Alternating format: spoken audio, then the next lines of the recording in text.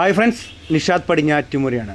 ഇതാണ് എറണാകുളം ജില്ലയിലെ വരാപ്പുഴ പാലം. ദേശീയപാത 66 വികസനത്തിൽ കൊടുങ്ങല്ലൂർ മുതൽ ഇടപ്പള്ളി വരെയുള്ള റീച്ചിലാണ് ഈ വരാപ്പുഴ പാലം വന്നിരിക്കുന്നത്. 1.03 കിലോമീറ്ററാണ് ഈ വരാപ്പുഴ പാലമുള്ളത്. 100 കോടി രൂപ ചെലവഴിച്ചിട്ട് 604 ദിവസം കൊണ്ടാണ് വരാപ്പുഴ പാലത്തിൻ്റെ നിർമ്മാണം പൂർത്തീകരിച്ചിരുന്നത്. നിലവിലെ പാലം നിലനിർത്തിയിട്ട് മറുഭാഗത്ത് 3 വരി പാതയുടെ പാലമാണ് നിർമ്മിച്ചിരിക്കുന്നത്. അതുപോലെ തന്നെ പണികളെല്ലാം പൂർത്തീകരിച്ചിട്ട് അതിൻ്റെ മുകൾ ഭാഗത്ത് മാസ്റ്റിക് പാഡിൻ്റെ വർക്ക് നടന്നുകൊണ്ടിരിക്കുകയാണ്. 26 കിലോമീറ്ററാണ് എറണാകുളം ജില്ലയിലെ റീച്ച് വന്നിരിക്കുന്നത്.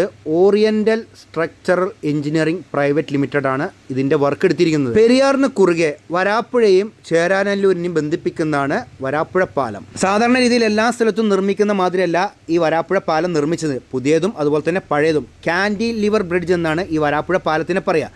2001 ജനുവരി 16 പഴയ വരാപ്പുഴ പാലം ഗതാഗതത്തിന് തുറന്നു കൊടുത്തിരിക്കുന്നത്. നമ്മളെല്ലാ പാലത്തിനും നിർമ്മാണം കണ്ടിരിക്കുന്ന പിയർ ക്യാപ്പിൻ്റെ മുകളിൽ ഗർഡർ അല്ലെങ്കിൽ ബോക്സ് ഗർഡർ സ്ഥാപിക്കുകയാണ്. പക്ഷേ ഇത് കാൻഡിലിവർ എന്തുകൊണ്ടാണെന്ന് വെച്ച് കഴിഞ്ഞാൽ സ്പാനുകൾ തമ്മിലുള്ള ദൂരം 50 മീറ്ററിൻ്റെ അടുത്തുണ്ട്. അതുകൊണ്ടാണ് ഇവിടെ കാൻഡിലിവർ രീതിയിൽ ഈ പാലം നിർമ്മിച്ചിരിക്കുന്നത്.